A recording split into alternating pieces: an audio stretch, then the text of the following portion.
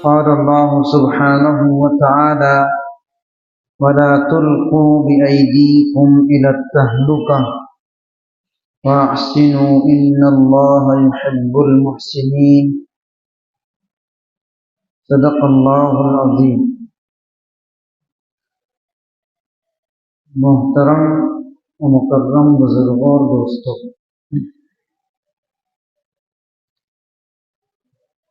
اللہ رب العزت نے ہم سب کو جو جسم عطا کیا ہے، جو جان عطا کی ہے، یہ اللہ رب العزت کی بڑی نعمت ہے۔ ہم خود اس جان اور اس جسم کے مالک نہیں ہیں کہ جہاں چاہیں جیسے چاہیں اپنے جسم کو استعمال کریں۔ اسی لیے رسول اللہ صلی اللہ علیہ وسلم نے جسم کا بھی حق بیان کیا کہ جسم کو تم اتنا ہی تھکا سکتے ہو جتنا حق ہے، اس کے بعد جسم کو آرام دینا چاہیے۔ ایسی چیزیں ہم استعمال نہیں کر سکتے جس سے ہمارے جسم کو تکلیف ہو، ہماری صحت خراب ہو جائے، بیماریوں کا شکار ہو جائیں۔ ایسی چیزیں استعمال کرنا شرعاً جائز نہیں ہے، اسی لیے کہ ہم اپنے جسم کے، اپنی جان کے مالک نہیں ہیں۔ ہمارا نفس، ہماری جان اور ہمارا مال، یہ سب اللہ رب العزت کا دیا ہوا ہے، اس کے مالک اللہ تعالیٰ ہیں۔ ان اللہ اشتری من المؤمنین انفسهم واموالهم بان لهم الجنہ، اللہ رب العزت نے ایمان والوں کی جان اور مال کو جنت کے بدلے میں خرید دیا ہے۔ یہ سب کچھ اللہ رب العزت کا ہے، ہم جہاں چاہیں وہاں اپنی مرضی سے صرف نہیں کر سکتے۔ اللہ کے رسول صلی اللہ علیہ وسلم جب کبھی بیماری کا شکار ہوئے، آپ نے خود اپنا علاج کیا اور بیمار ہونے پر علاج کرنے کا حکم بھی دیا، اسی لیے تاکہ جسم صحت یاب ہو جائے۔ ہم جسم کو خراب کرنے اور نقصان پہنچانے کا اختیار نہیں رکھتے۔ پھر اللہ رب العزت نے انسان کو، جتنے بھی انسان دنیا کے اندر رہتے ہیں، دو حالات عطا فرمائے۔ ہم سب دو حالات سے گزرتے ہیں، کبھی اچھی حالت ہوتی ہے، خوشی کے ایام ہوتے ہیں، اور کبھی تکلیف اور غم کے ایام ہوتے ہیں۔ کوئی بھی انسان ایسا نہیں ہے جو یہ کہے کہ میں نے کبھی تکلیف دیکھی ہی نہیں، کتنا ہی مال و دولت والا ہو، اسباب و وسائل والا ہو، تکلیف اس کو بھی ہوتی ہے۔ اور کوئی آدمی یہ بھی نہیں کہہ سکتا کہ میں نے زندگی میں کبھی خوشی نہیں دیکھی، کبھی میں نے اچھائی نہیں دیکھی۔ سب پر دونوں طرح کے حالات آتے ہیں، خوشی کے بھی ایام ہوتے ہیں، غمی کے بھی ایام ہوتے ہیں۔ خوشی کے ساتھ دنیا میں ہزاروں غم بھی ہوتے ہیں، جہاں بجتی ہیں شہنائیاں وہاں دشواریاں بھی ہوتی ہیں۔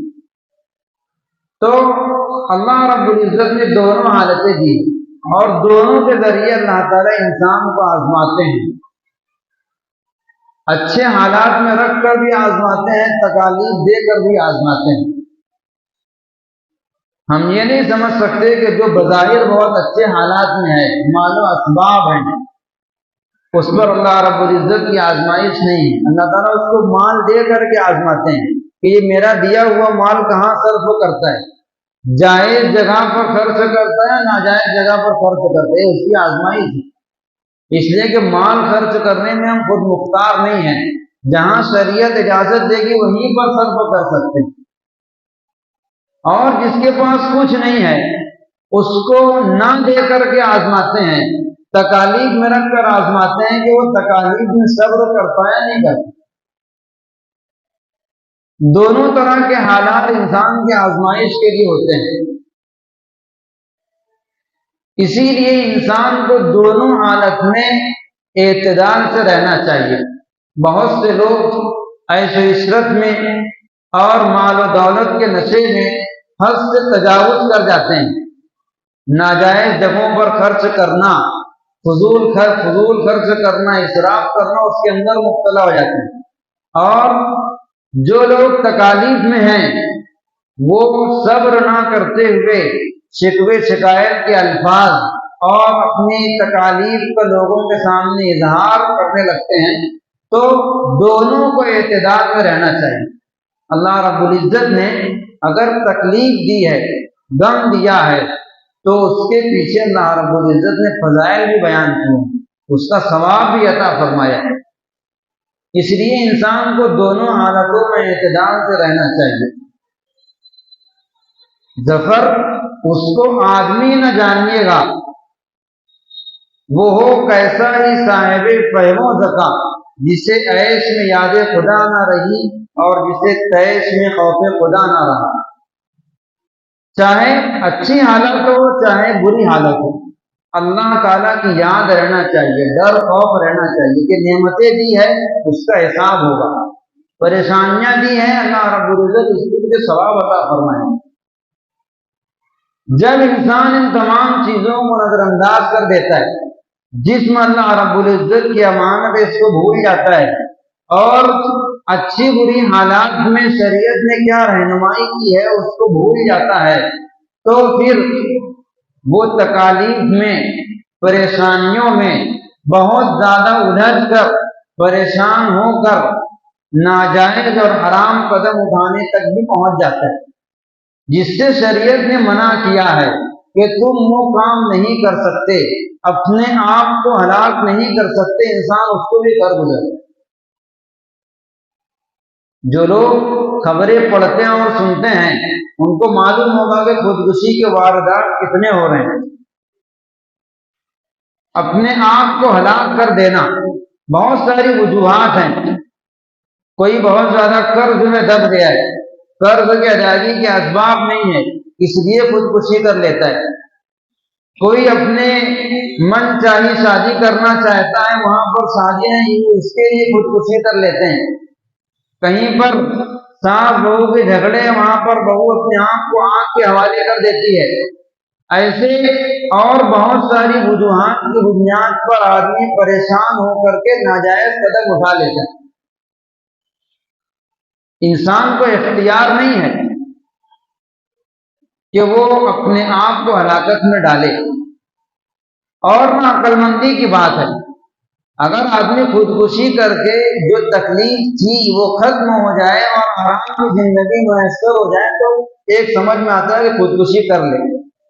اگر ایسا ہوتا کہ دنیا کے اندر تکالیف ہیں، میں خودکشی کر لوں گا تو چین سکون سے رہوں گا، تب اگر آدمی خودکشی کرتا ہے تو ایک سمجھ میں آنے والی بات ہے۔ لیکن حدیث شریف میں کتنی سخت وعید ارشاد فرمائی اللہ کے رسول صلی اللہ علیہ وسلم۔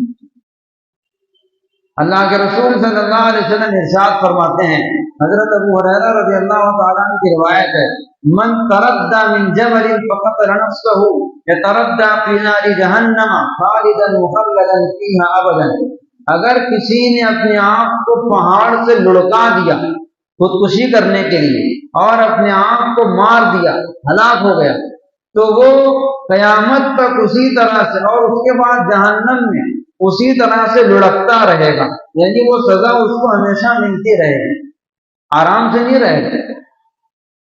ومن تعصى سما فقتل نفسه فسمه في يده يتعصاه في نار جہنم خالدا مخلدا فيها ابدا۔ کسی نے زہر کا گھونٹ پی لیا، اس کا زہر اس کے ہاتھ میں ہوگا اور وہ اس کو جہنم میں اسی طرح ہمیشہ پیتا رہے گا اور اس کا گھونٹ اتارتا رہے گا۔ کسی نے اپنے آپ کو کسی لوہے کے آلے سے، اوزار سے اپنے آپ کو ہلاک کر دیا، اپنے آپ کو مار دیا، تو اس کا وہ آلہ اس کے ہاتھ میں ہوگا، وہ جہنم میں اپنے پیٹ میں ویسا ہی بھونکتا رہے گا اور وہ اپنے آپ کو سزا دیتا رہے گا۔ تو خودکشی کرنے کے بعد بھی سکون اور چین تو ہے نہیں کہ وہاں آدمی آرام سے رہے۔ اللہ رب العزت صاف طور سے فرماتے ہیں لا تلقوا بأیدیکم الی التہلکہ، اپنے آپ کو ہلاکت میں مت ڈالو۔ ہلاکت میں ڈالنے کی بہت ساری صورتیں ہیں۔ ایسی چیزیں کھانا جس سے آدمی کا جسم خراب ہو جائے، ایسی چیزیں کھانا جس سے مہلک بیماریاں لگ جائے، ایسی چیزیں کھانا جس سے آدمی موت تک پہنچ جائے، کچھ بھی درست نہیں، سب اپنے آپ کو ہلاکت میں ڈالنے کی صورتیں ہیں۔ وَلَا تَقْتُلُوا أَنفُسَكُمْ، اپنے آپ کو قتل مت کرو، اپنے آپ کو ہلاکت میں مت ڈالو۔ اللہ کے رسول صلی اللہ علیہ وسلم کی ایک دوسری روایت ہے، حضرت جندب بن عبداللہ رضی اللہ تعالیٰ روایت کرتے ہیں، قال رسول اللہ صلی اللہ علیہ وسلم كان في من كان قبلكم رجل، تم سے پہلے لوگوں کے اندر ایک شخص تھا، به جرح، اس کو کہیں پر ہاتھ میں زخم تھا، بہت شدید تکلیف تھی، فجزیہ، وہ برداشت نہیں کر پایا، فغز بها یدہ، اور اپنے ہاتھ کو وہاں سے کاٹ دیا، اپنے ہاتھ کو جب کاٹ دیا، فما رقع الدم حتی مات، خون بند نہیں ہوا اور وہ مر گیا۔ اللہ کے رسول صلی اللہ علیہ وسلم فرماتے ہیں، حدیث قدسی ہے، قال اللہ تعالی بادرنی عبدی، اللہ تعالیٰ فرماتے ہیں میں تو اس کو موت دینے ہی والا تھا، لیکن اس نے مجھ سے جلدی کی کہ اس نے اپنے سے اپنا ہاتھ کاٹ لیا، فحرمت علیہ الجنہ، میں نے اس پر جنت کو حرام کر دیا۔ موت تو اپنے وقت پر آنی ہے، موت آنا ہوگا تو آئے گی، اپنے آپ سے موت لے کر کے اپنے آپ کو ہلاکت میں ڈالنا اور ہمیشہ کے لیے ناکام ہو جانا، یہ بدعقلی کی بات ہے، بے عقلی کی بات ہے۔ اس کے علاوہ اور بے شمار روایتیں ہیں جس میں اللہ کے رسول صلی اللہ علیہ وسلم نے خودکشی کی اور اپنے آپ کو مارنے کی مذمت بیان فرمائی۔ بسا اوقات آپ کے پاس جنازہ لایا گیا، معلوم ہوا کہ اس نے خودکشی کی ہے، آپ نے صحابہ سے کہا کہ تم ہی اپنے ساتھی کی نماز پڑھ لو، میں نماز نہیں پڑھتا۔ اسی لیے فقہائے کرام نے مسئلہ بیان کیا کہ اگر کسی نے خودکشی کی ہو تو مقتدی لوگوں کو، بڑے لوگوں کو اس کی نماز نہیں پڑھنا چاہیے تاکہ لوگوں کو عبرت ملے، اس کی نماز پڑھی جائے گی، ایسا نہیں کہ اس کو ویسے ہی دفن کر دیں گے۔ اگر مسلمان ہے، خودکشی کی ہے تو اس کی نماز جنازہ ہوگی، لیکن جو مقتدی قسم کے لوگ ہیں، بڑے قسم کے علماء ہیں، وہ اس کی نماز میں شریک نہ ہو تاکہ لوگوں کو عبرت ہو کہ اگر کسی نے اس طرح کیا تو ہماری نماز ایسے بڑے لوگ نہیں پڑھیں گے۔ اللہ کے رسول صلی اللہ علیہ وسلم نے ایسے شخص کی نماز پڑھنے سے انکار کر دیا۔ اگر مصیبتیں آتی ہیں، ظاہر سی بات ہے ایسا قدم آدمی مصیبتوں کو اٹھاتا ہے، تو مصیبتوں میں بھی شریعت نے ہم کو تعلیم دی ہے۔ اگر مصیبتیں ہیں، غم ہے، تکلیف ہے، فقر فاقہ ہے، قرض کا بوجھ ہے، اور بھی کوئی پریشانی ہے، تو اس کے پیچھے شریعت کی تعلیمات ہیں، ہم کو اس پر عمل کرنا چاہیے۔ اگر معمولی تکلیف بھی ہم کو ہوتی ہے، اس کے پیچھے اللہ رب العزت نے اجر بتلایا۔ آدمی اگر دین سے قریب رہے، جڑا رہے، احادیث کو سنے، اس کے فضائل، پریشانیوں میں رہنے کے فضائل، اگر مصیبتیں آتی ہیں تو اس کے پیچھے کیا ثواب ہے، جب وہ سب چیزیں معلوم رہیں گی تو آدمی ایسا قدم نہیں اٹھائے۔ پریشانی بددینی کی وجہ سے ہے، زندگی کے اندر دین نہیں ہے، علماء اور صلحاء کے ساتھ اٹھنا بیٹھنا نہیں ہے، ایسی احادیث کا علم نہیں۔ حضرت ابو سعید خدری رضی اللہ تعالیٰ عنہ فرماتے ہیں، قال النبی صلی اللہ علیہ وسلم ما من مسلم يصيب الاذى من هم ولا حزن حتى الشوكة يشاقها، کسی بھی مسلمان کو ادنا سے ادنا تکلیف پہنچتی ہے، کوئی غم پہنچتا ہے، کوئی تکلیف پہنچتی ہے، حتیٰ کہ اگر کانٹا بھی چبھتا ہے، کفر اللہ بها من خطاياه، اللہ تعالیٰ اس کے ذریعے سے اس کے گناہ کو معاف کرتے ہیں۔ اگر گناہ معاف ہو گئے درجات بلند فرماتے ہیں۔ تو اگر ہم پریشانیوں میں گھرے ہیں تو سمجھیں کہ اللہ رب العزت کی تقدیر ہے۔ ہم لوگ پڑھتے ہیں ایمان مفصل کے اندر، آمنت باللہ وملائکتہ وکتبہ ورسلہ والیوم الآخر والقدر خیرہ وشرہ، ایمان لایا اچھی بری تقدیر پر۔ اگر اچھائی میں ہوں تو یہ بھی میری تقدیر ہے، اور اگر برائی میں ہوں، مصیبت میں ہوں، تو اللہ رب العزت نے میرے لیے اسی کو مقدر کیا۔ تقدیر پر راضی رہنا آدمی کو بہت ساری پریشانیوں سے بچا لے گا۔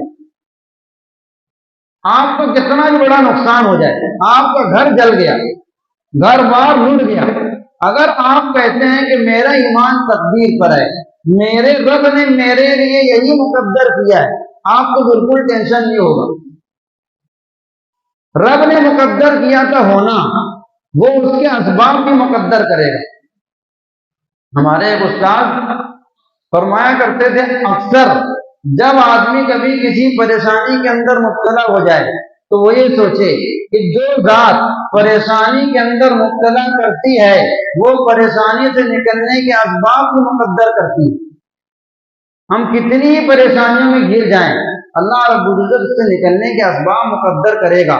اگر تکلیف میں ہیں، گناہ معاف ہوں گے، گناہ معاف ہو جانے کے بعد نیکیاں ملے گی۔ جو اللہ رب العزت سے جتنا مقرب ہوگا، جتنا اس کا مقام بلند ہوگا، اتنی اس کو پریشانیاں آئے گی۔ ان عدم الجزا ما عدم البلا، اللہ رب العزت کے یہاں پر بڑے بڑے بدلے بڑی بڑی مصیبتوں کے ساتھ آتے ہیں، اللہ تعالیٰ آزماتے ہیں۔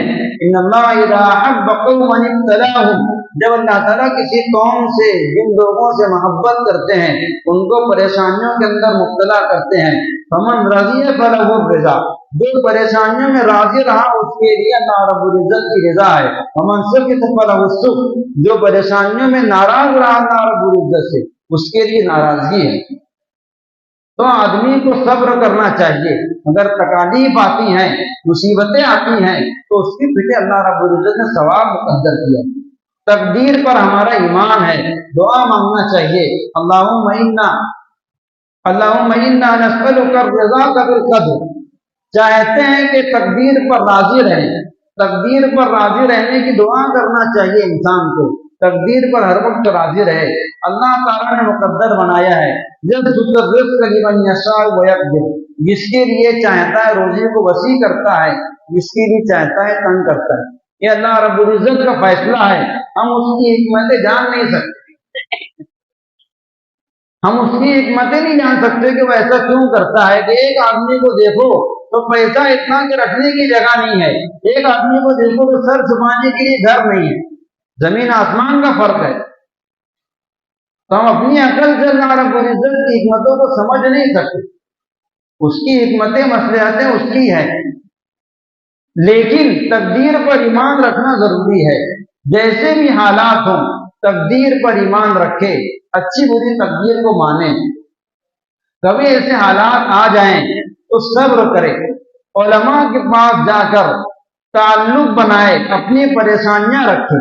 ہم نے علماء سے اپنا رشتہ توڑ لیا ہے، ایسے حالات کبھی آ جائیں، آدمی بہت زیادہ پریشانی کا شکار ہوتا ہے، ڈپریشن کا شکار ہوتا ہے، تو کسی کے سامنے اپنے حالات رکھے کہ میرے یہ حالات ہیں، میں اتنی پریشانیوں کے اندر ہوں، مجھے کیا کرنا چاہیے، وہ آپ کو راستہ بتلائے گا، تسلی ملے گی۔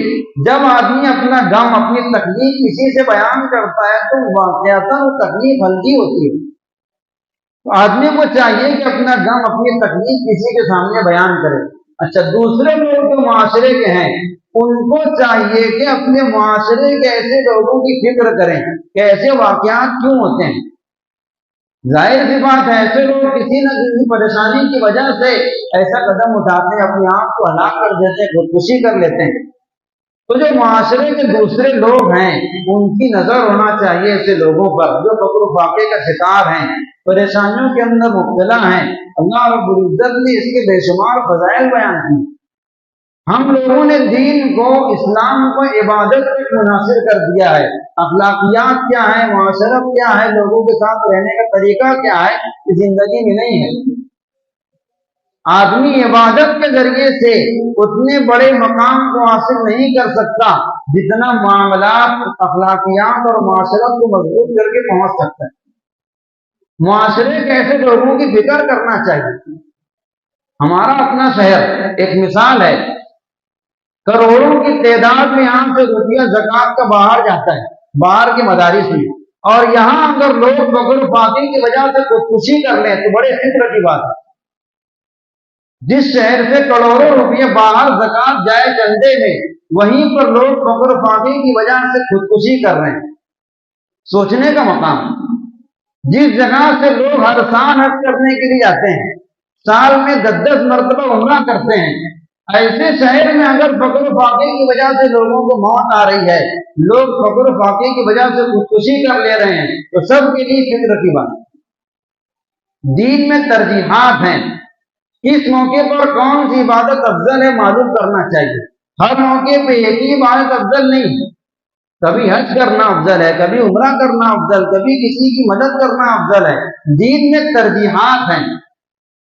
हमने एक मरतबा हज कर लिया है, फर्ज अदा हो गया, दूसरी मरतबा और उससे आगे मुतअद्दिद मरतबा हम अगर हज करते हैं, पहले मालूम करें कहीं ऐसा तो नहीं कि मेरे महल्ले में, मेरी गली में, मेरे माशरे में ऐसे लोग रहते हैं यतीम हैं, बेवा हैं, फक्र फाके का शिकार हैं, उनको मदद की जरूरत है, तो उनकी मदद करना सफर हज से अफजल है। बिश्र इब्न हारिस रहमतुल्लाह अलैह मशहूर सूफिया और जाहिदों में गुजरे हैं, मशहूर बुजुर्ग हैं। उनके पास एक शख्स आए, कहने लगे अबू नस्र, सफर हज का इरादा है, हज का सफर शुरू करने से पहले आपके पास कुछ नसीहतें लेने के लिए आया हूं, नसीहत कर दी। कहा कि हज फर्ज अदा कर लिया? कहा कि हाँ। कि तुम्हारा नफ्ल हज है? कहा कि नफ्ल हज करने जा रहा हूं। कितना रुपया इकट्ठा किया है? कहा कि 2000 दिरहम। 2000 दिरहम उस वक्त के लिहाज से बड़ा सरमाया। कहा के सफर हज के जरिए से अल्लाह ताला की रजा मकसूद है या बैतुल्लाह की ज़ियारत का शौक हो रहा है? ज़ुहद तकवा मकसूद है, अल्लाह ताला की रजा चाहते हो, या फिर बैतुल्लाह की ज़ियारत मकसूद है? कहा कि अल्लाह ताला की रजा मकसूद है, रजा चाहता हूं। तो कहा कि अगर अल्लाह ताला की रजा चाहते हो तो उससे बेहतर तरीका बतलाऊं अल्लाह ताला की रजा का, जब से तुम घर के अंदर बैठ करके हासिल कर सकते हो। हाँ बतलाइए कि?